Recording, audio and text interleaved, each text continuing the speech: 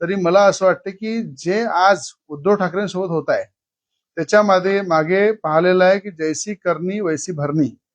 ज्या वेळेस नवनीत राणा खासदार असताना त्यांना हनुमान चालिसाचा विरोध करून मुख्यमंत्री उद्धव ठाकरे असताना त्या मुख्यमंत्रीचा पॉवरचा दुरुपयोग करून त्यांनी 14 दिवस जेलमध्ये टाकलं।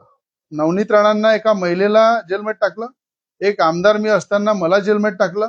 आणि आपल्याला माहित आहे की ज्या ठिकाणी हनुमान चालिसाचा विरोध उद्धव ठाकरेंनी केला त्यावेळेस 54 आमदार त्यांचे त्या ठिकाणून पार्टी सोडून दिली, सरकार गेली, मुख्यमंत्री पद गेलं।